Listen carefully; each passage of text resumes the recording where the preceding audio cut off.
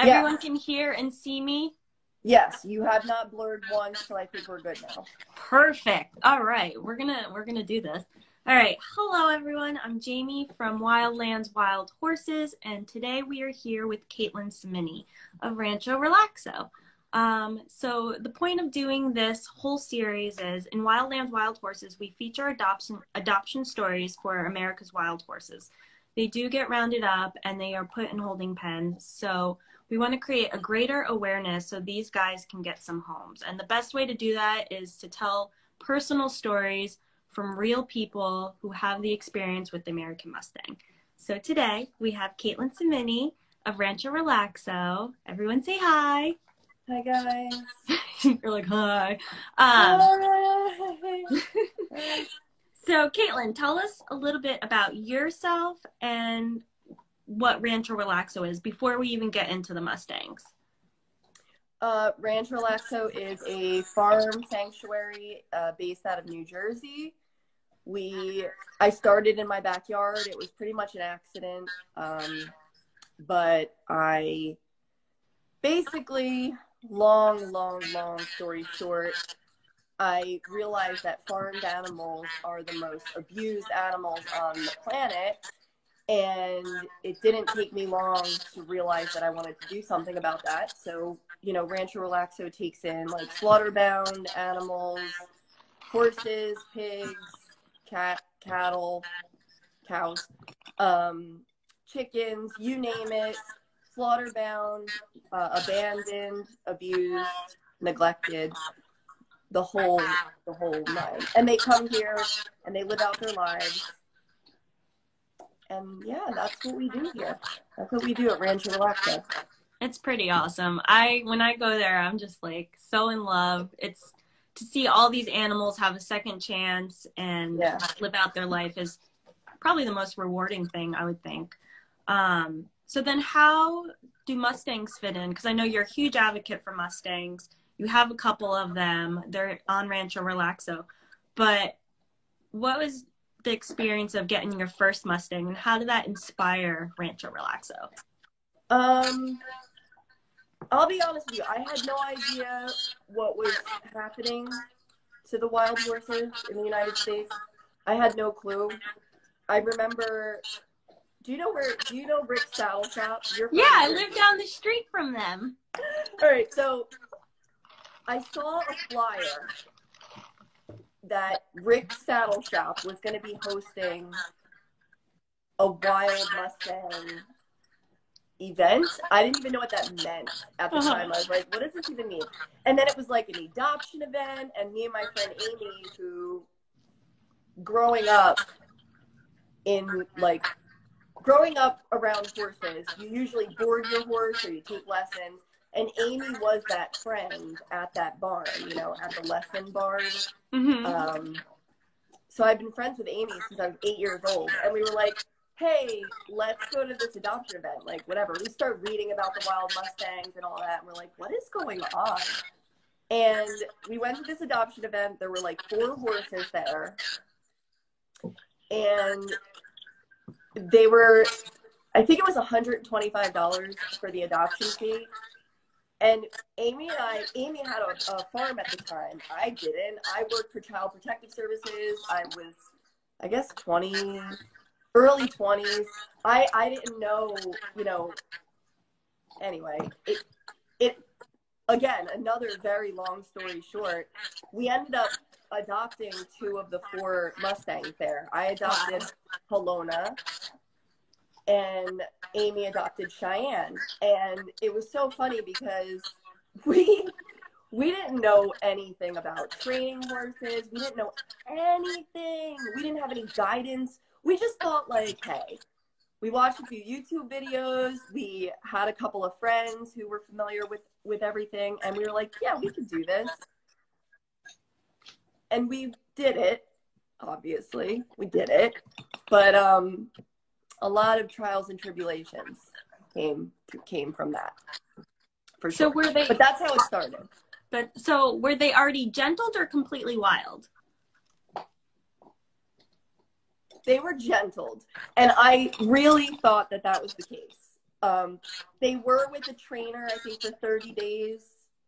And they had a halt. They each had a halter on, but they didn't lead. They didn't, you know, kick their feet up. They didn't want any part of that.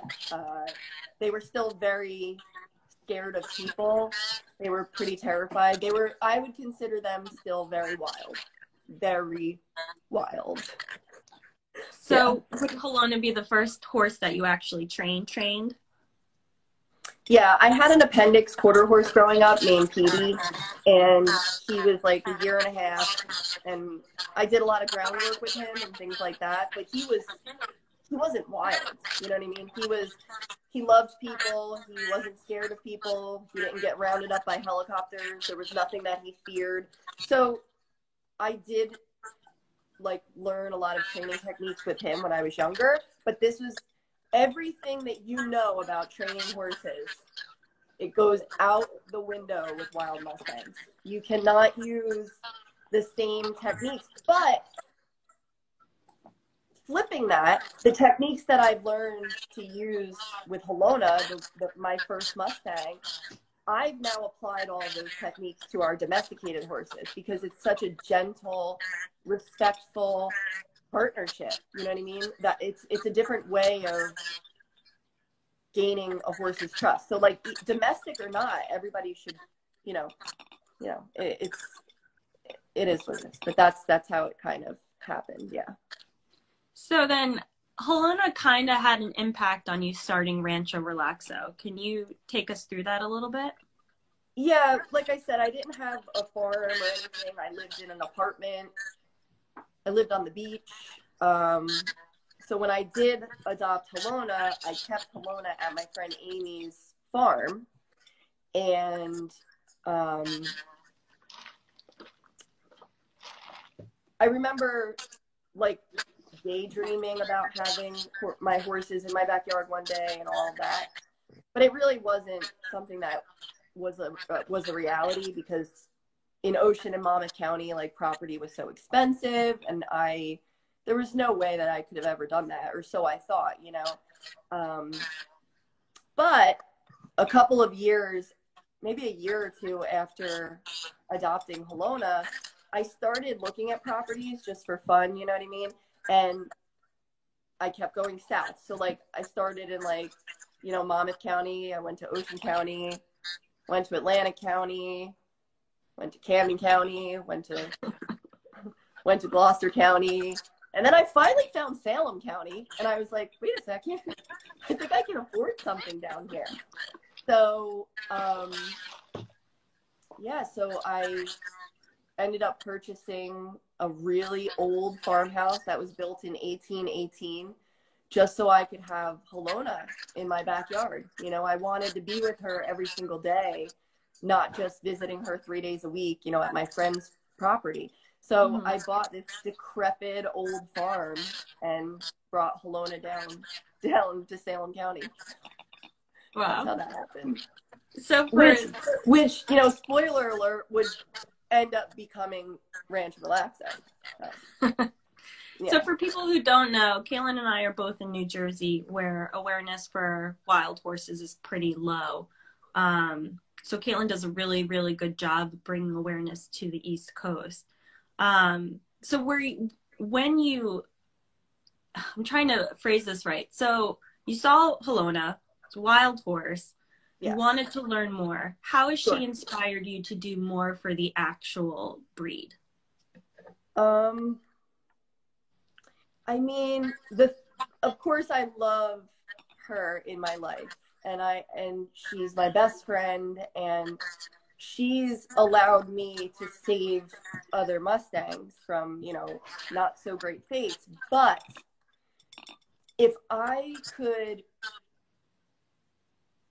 turn back time and somehow make it so she could stay wild, I would do that. So, learning her mannerisms and her behavioral, the way she thinks, that's kind of what made me really jump into action. Because she's, like I said, domestic horses and Mustangs are so different.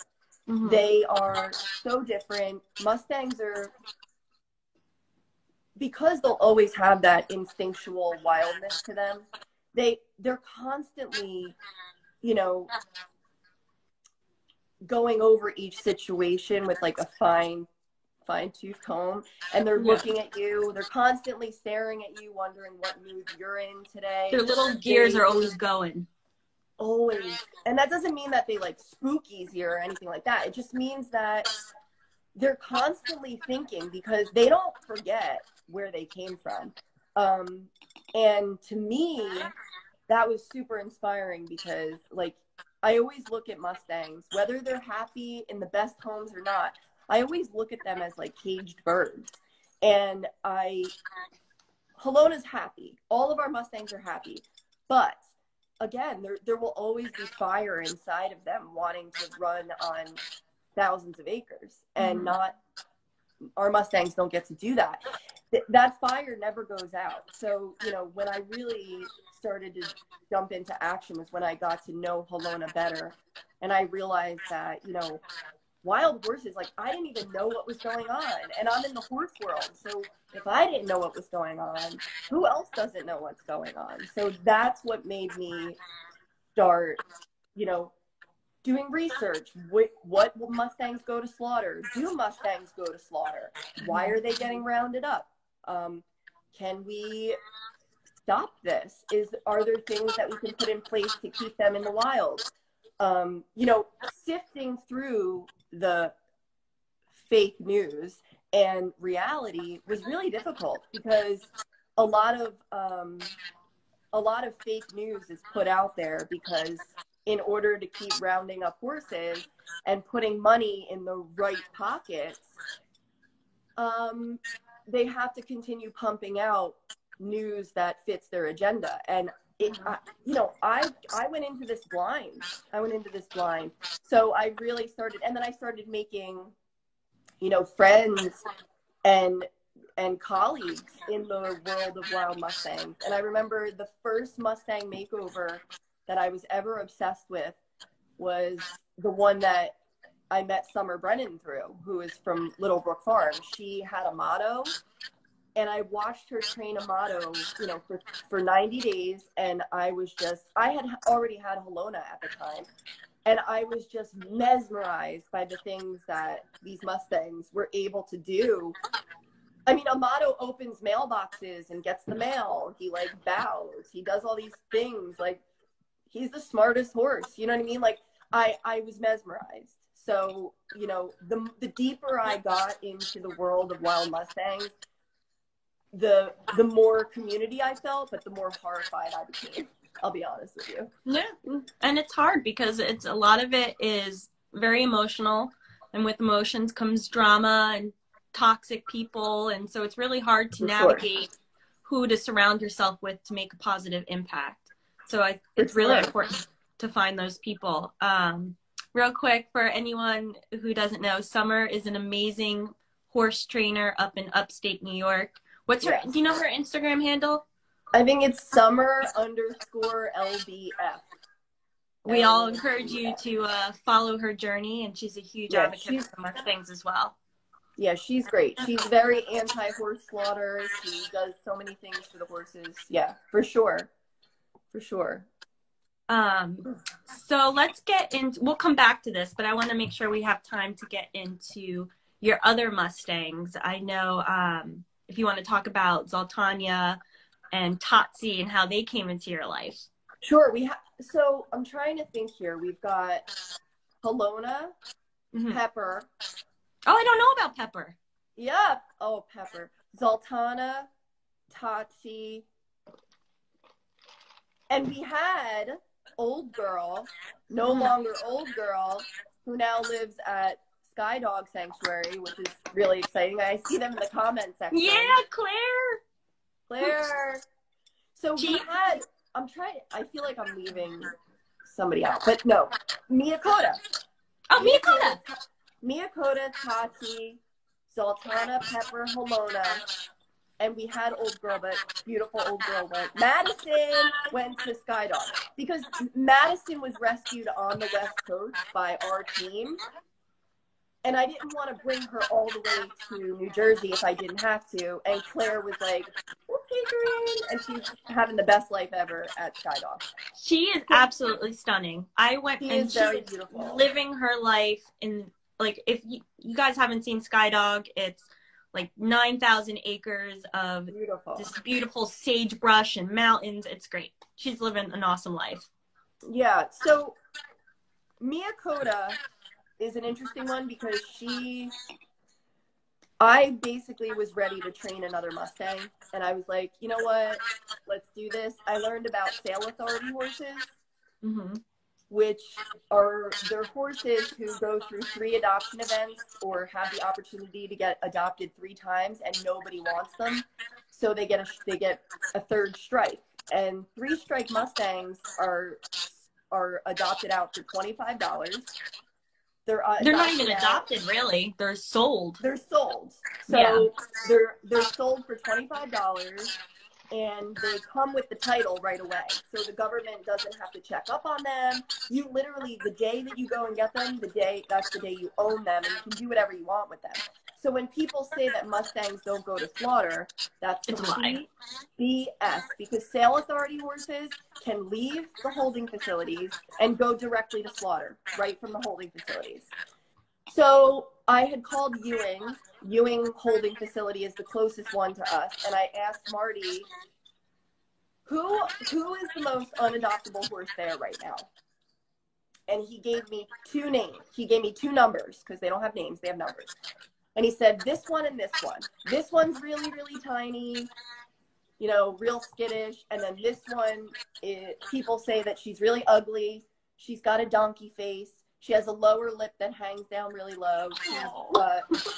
She's like pigeon-toed, basically, for people who aren't like horse savvy. Her back hooves like turn in toward each other when she walks. So what ended up happening was Twist of Fate Farm and Sanctuary took Ravenna, which is the first one he mentioned, and Rancho Relaxo took the second one he mentioned with the ugly face. And that was Mia Cota.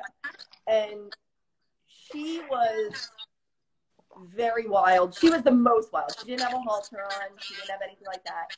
It took a couple months for me to completely gain her trust, but she's amazing. I can't even begin to explain in this short period of time what that experience did for me. Can't do it. Well, I mean, even like the first touch, you have this completely wild horse on your property, and the time and the trust you have to give to her. I mean, anyone who works with wild horses knows that first touch is everything. Yeah, it is. And then they're like these obstacles. You can't apply things that you learn from other Mustangs to the next one. Like I had Halona on my brain the whole time. Like, oh, Halona did well with this. Halona did well with this. And then Mia Cota came in and oh my goodness, she total opposite. I used similar techniques, but there were certain things that Mia Cota hated that Halona loved. So, you know, it was pretty amazing. Tatsi, easiest Mustang. She came in wanting hugs right from the holding pen. She is a puppy. She is a puppy dog. She was by far the easiest. The first couple of months, kids were able to literally hang on her neck, brush her down. Tatsi was by far the easiest. And part of me thinks it's because she was very young. She was the youngest Mustang we had ever saved. So I think she was very impressionable. I think she was looking for a herd of her own, and she really took to people. She is the best. Jamie, by the way, sponsors Tatsi. Tatsi is Jamie's girl. She's an amazing horse. And then, you know, Pepper came from a situation where he's 20. He's our oldest Mustang. He came from a situation where the gentleman had cancer, and he had 2 horses living in his backyard. One was an off-the-track thoroughbred, and one was a Mustang, a BLM Mustang. We took them both. The thoroughbred got adopted out, and Pepper stayed with us. Pepper is, again, a puppy dog. I don't know what went into his training. obviously I wasn't around for that. He was already trained when he came to us, but he's incredible. He's our only Mustang who doesn't have a sponsor here at Rancho Rock. So I don't know why. He looks like Black Beauty. Guys, we need a sponsor for Pepper. Come on. We need a sponsor for Pepper. And then the last but not least, Sultana. Sultana has been my biggest challenge when it comes to Mustangs. She was injured and she had a very old infection running up to her hip. So when we went to this adoption setup, it was just for me to film and take some pictures and like post about it, you know. Mm-hmm. And I overheard somebody from an internet adoption saying that they didn't want the horse that they came for. They said that she had a club foot, she had something wrong with her back leg, and they wanted a different horse. Mm-hmm. So I heard everybody talking, and they said that before they went back to the Ewing holding facility, they were going to euthanize her because they didn't think it was fair to travel all over with her in pain. And listen, humane euthanasia, I agree with. I do. You don't want a horse suffering. Mm-hmm. But nobody knew what was wrong with Sultana. All they knew was that she was, you know, lame. She had a club foot. Something was going on there. But the BLM, they don't send every horse to like New Bolton or Cornell. Like every little thing, like our horses see a vet. You know what I mean? Yeah. The BLM can't send a wild Mustang to the hospital and spend, you know, $30,000 on that horse. So I went up to the people at the adoption event, the people who were running it, and I said, listen, I heard you talking about euthanizing this horse. This girl backed out of her adoption, and they're like, yeah, that's what's going to happen. I said, what can I do to get her? Like, what can I do to have this horse? I'll do anything. And they were like, oh, you know, I don't think you can do that, blah, blah, blah, yada, yada. I was like, listen, call who you need to call. I'll sign something saying that I will euthanize her. If she's going to suffer, I will show you documentation that she's going to be going right to New Bolton after she gets a halter on. And it took hours and hours and hours, but eventually, like, I was able to pay the $25 filing fee, and they ended up giving Sultana to me. She ended up going with somebody for like a few weeks to get a halter on her, and then off to the hospital she went. She needed an $8,000 surgery. They debrided all the infection away that went all the way up to her hip. Her foot she'll always have a club foot, but the infection is gone. And I thought that was it. I thought that the challenges were over for her and myself, but no, they had just begun. She has been the most challenging horse by far. I've had 3 different trainers work with her because I felt like a failure. I've had Summer Brennan drive down and stay in a hotel overnight just to help me get a halter on her. She's reared up on people and like come down pawing at them because she literally, the minute she feels cornered, she will kill you. That's the kind of horse she is. She will kill you. She will be like, I don't care. Self-preservation. And that doesn't make me look at her and think that she's mean. That makes me look at her and say, man, the trauma that she's been through. Who hit her? The helicopters that rounded her up. How was she feeling? Why does she constantly have this fear that, you know, people are going to kill her? I mean, it's obvious to me why, you know what I mean? So, you know, it's taken over a year, but now I can groom her entire body. I can brush out her mane, her tail. I can hang over her back. I can rub her face. She just does not like ropes. She doesn't like halters. If you go anywhere near her with like a halter to put it over her, she charges you. She wants no part of it. And people are like, oh, just sedate her. Yeah, right. We tried sedating her. Our vet gave her the most sedation he could once, safely for her size. she didn't even close her eyes. She didn't even blink. She didn't even go down. She didn't even Nope. calm down. All she did was sweat out the sedation. That's all You she gotta did. appreciate that. Yes, self-preservation. So when I talk to you about Zoltana loves me, but she will not hold back if she feels threatened. And you have to remember, Zoltana is a perfect example. She's never going to forget what that Roundup experience did to her, what being in a holding facility did to her, what people who, you know, beat her into the chutes. She's never going to forget that. Does she love me? Yes. Does she forgive me? I believe she does. But she's never, ever going to forget what happened to her. Never. I don't care what anybody says. There's 100 trainers can't take that memory away from her. So, yeah. I mean, you just got to think, though, out of all the places she could have ended up, and I have goosebumps over this, she landed with the most perfect situation she could possibly end up with at this point, because you accept her as she is, and you're letting her be that way while safely doing what you can to get her medical care or whatnot. Exactly. But anyone else would have sent her right to the auction. Right. And she's our horse, you know what I mean? Like and that's kind of that's exactly what would have happened. Or she just would have been euthanized. I mean, they wanted to euthanize her anyway because of her legs. So I remember a lot of people from that adoption event ended up reaching out to me after I ended up with her, because they were like, we were rooting for her, and blah, blah, blah, and this and that. And even like, I don't remember the person who was going to adopt her, but I'm thinking to myself, like, I know you're rooting for her and everything, but like, I highly doubt any of those people would have given her the chance. And I'm not saying that in like a mean way. I understand horses are expensive. A lot of times people want a Mustang, train a Mustang, trail ride with a Mustang. You know, Zoltana was a true throwaway horse.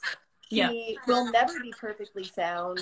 She's not in any pain anymore, but she'll never be like perfectly sound or the perfect horse. She'll never be that. So like, I understand, you know, she was a throwaway horse. She really was, you know?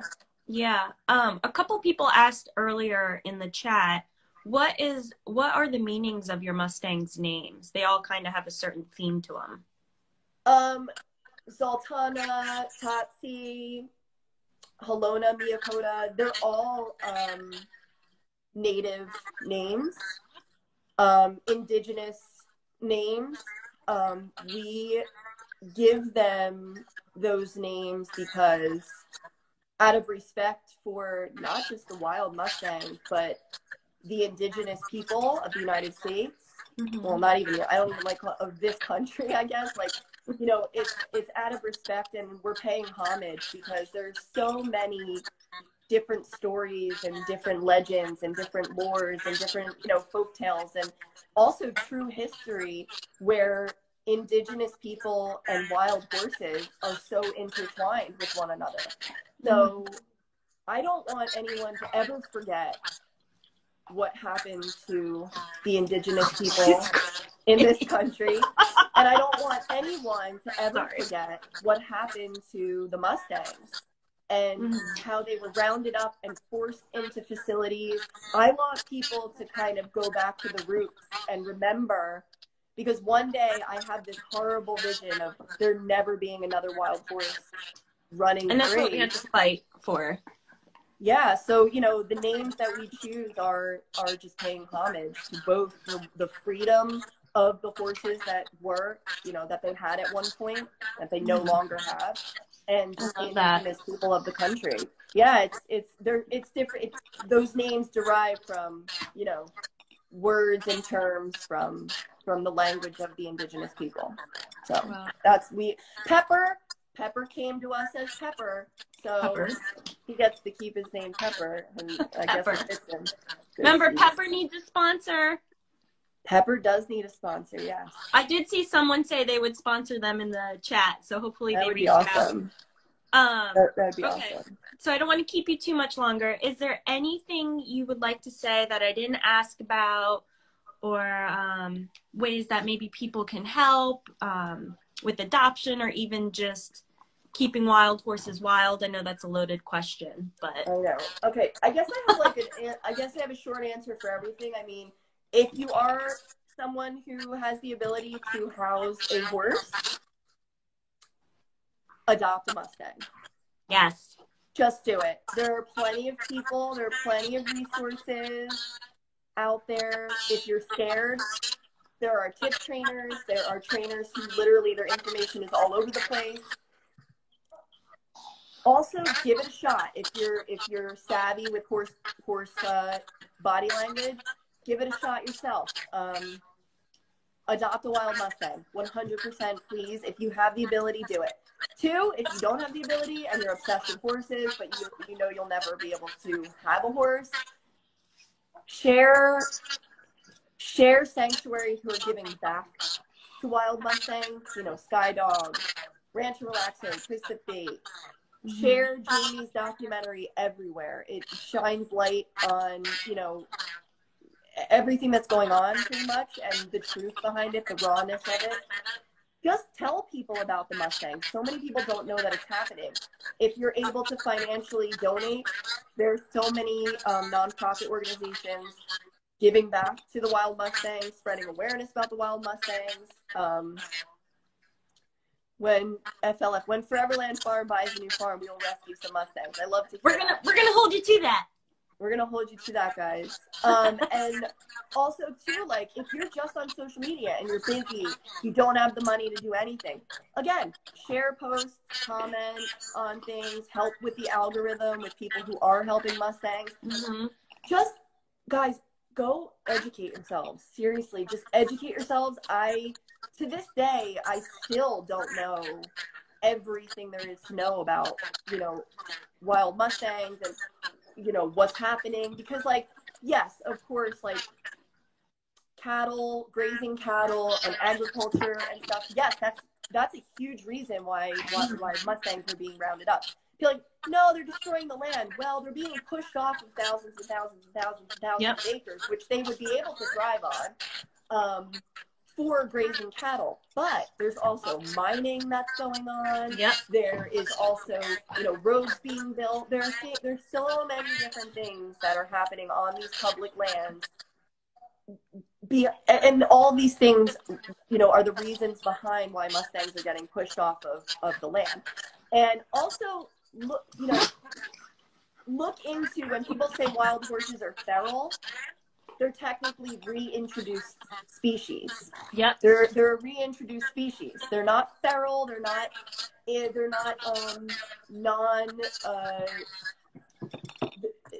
they're reintroduced species. So, you know, I want you guys. Horses originated in North America. They originated in North America, exactly, and they were reintroduced. So, you know, educate yourselves. The best thing you can do is argue with facts and not emotion. So if you see people saying one thing and you know something about that topic, especially with the wild Mustangs, argue with facts. Don't even let your emotions come into play when it comes to that stuff. Go educate yourselves. Go educate yourselves. That's all I'm asking you guys to do. There are so many resources. You'll find them on Jamie's page. I post them occasionally. There's endless amounts of information. So that's what I would suggest you do first and foremost, for sure. That was so good. Thank you. Yay. Oh my gosh. Sorry, I'm getting eaten alive by my new adopted giant puppy. Your new adopted giant puppy who was looking for a home recently, but obviously found one. She needs to get some energy out right now, because right now it's eating me. Okay. So thank you so much, Caitlin. I really appreciate it. Your answers this is great. Were amazing. You guys, like, I don't know if you're gonna keep this or whatever, but if people have any more questions, I'm sure in a comment section somewhere we can, you know, talk about things, whatever. Hi, BB. BB. Hi, BB. Oh, they want to know if there's an update on the missing goat.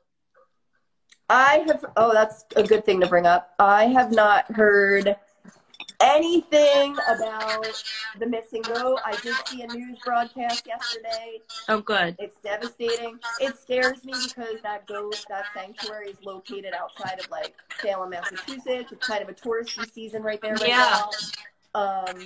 They had a visitor day that day that the goat went missing. So I don't know what's going on there. I'm devastated. I hope that they get that goat back. I really do. Me too. Oh. Well, keep us posted. And then if anyone is just kind of on the fence about adopting, reach out to us. We will help you any way we can. Guys, please, just want to end this. I adopted a wild Mustang 11 years ago now.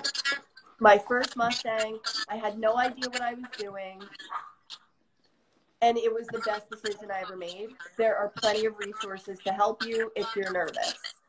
Just do it. If you can adopt a Mustang, do it. Do it. Do it. Do it. All right. Well, thanks, Caitlin. Yay. Love you guys. Yay. Thanks, Jamie. Love you too. Jamie, make sure people watch your documentary. Talk about it. I hope so. Yeah. I'm going to start promoting it again very shortly. Yeah. All right. All right. I'll see you soon. Bye. Bye.